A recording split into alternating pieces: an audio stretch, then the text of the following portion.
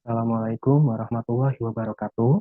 Ladies and gentlemen, let me introduce myself.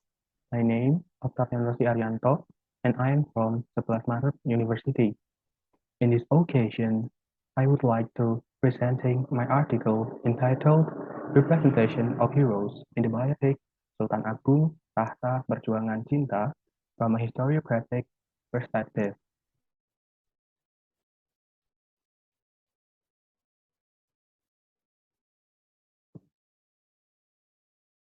The biopic Sultan Agung Tahta Perjuangan Cinta is a film directed by Hanung Bramantyo with a historical theme of the Mataram Kingdom, focusing on the reign of Sultan Agung Anyokrokusumo. This biopic was released in the post-reform era and gave rise to suspicion because this era brought spirit of nationalism in all aspects, including the thought of filmmakers, so that historical distortions were very likely to occur. Responding to the emergence of this presumption, a historical text with a discussion similar to the biopic Sultan Agung, Tahta Perjuangan Cinta, is contained in the notes of H. J. de Graaf, which is contained in a book entitled The Peak of Mataram Power, The Politics of Sultan Agung's Expansion, is presented to analyze through a historiographical perspective.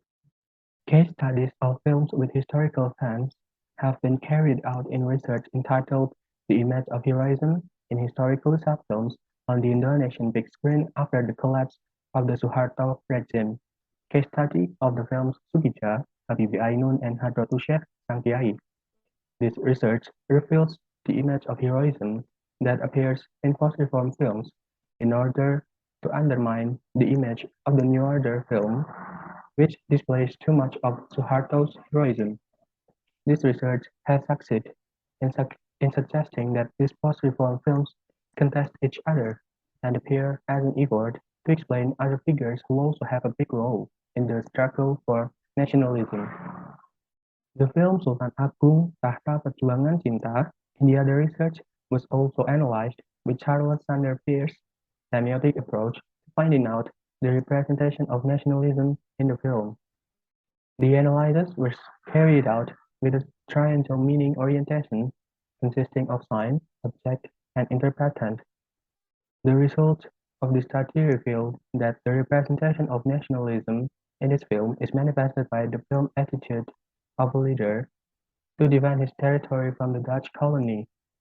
Other representations of nationalism are expressed through the people's resistance to invaders, and other manifestations are presented by teaching noble values to the younger generation. So based on the description of the literature review, it can be seen that the research on the biopic Sultan Agung Tahta Perjuangan Cinta is based on a historiographical perspective with notes H. J. de Graaf, as a comparison has never been done before. Qualitative methods are used in the study.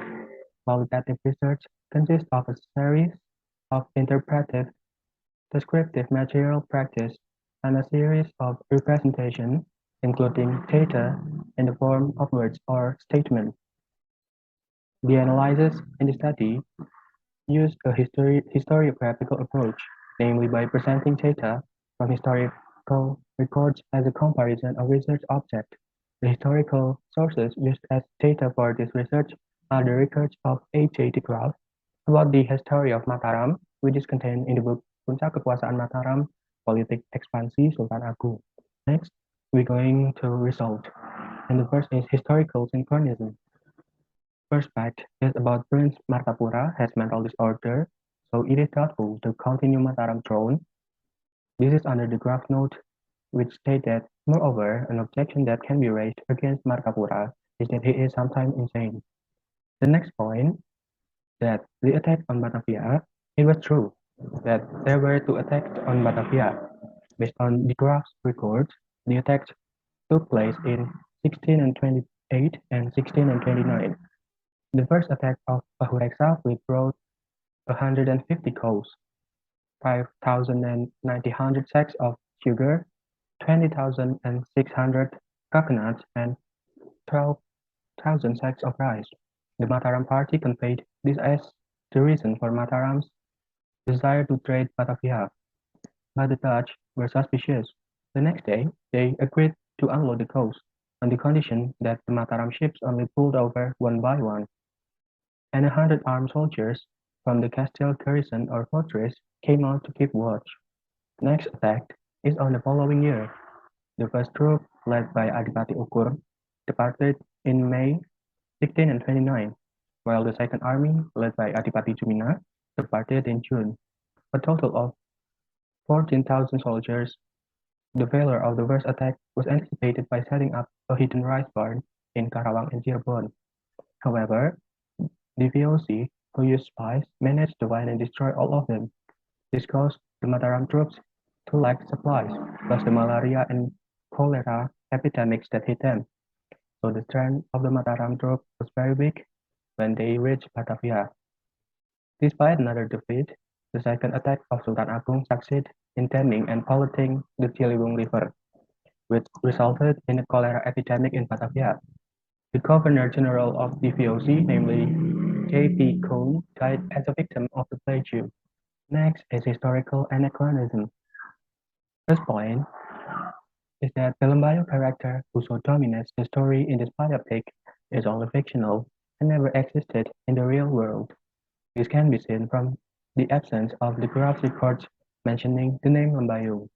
The Lembayung character is presented only as an effort to romanticize. The next point,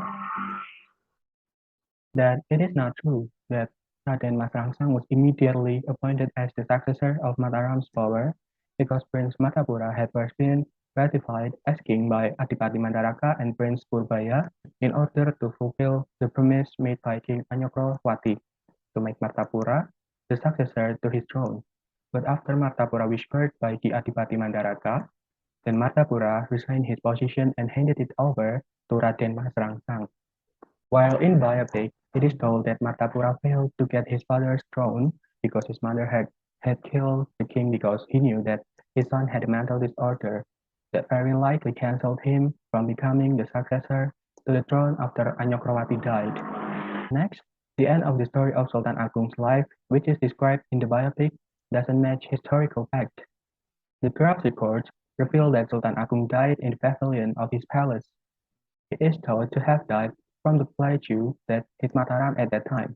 Sultan Agung refused to be treated when he was sick after 2 years before. His death had been predicted by goddess of the South Sea.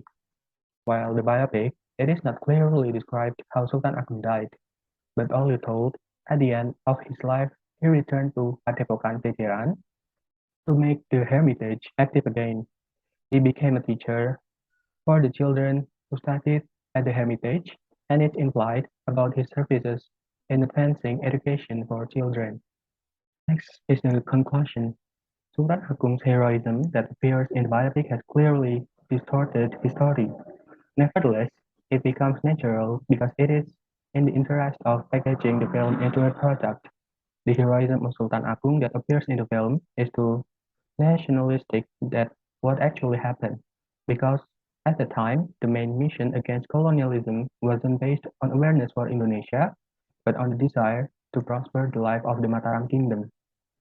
The appearance of fictional characters in the film is also a special attraction to make the storyline more dramatic and romanticized. In the end, biopic can still be a means for the younger generation to know the history from a different point of view, even though the existence of biopic cannot be equated with a historical text from a historiographical perspective. That's all from me. I'm sorry if there are any mistakes of my presentation. Thank you for hearing my presentation. Thank you so much. Wassalamualaikum warahmatullahi wabarakatuh.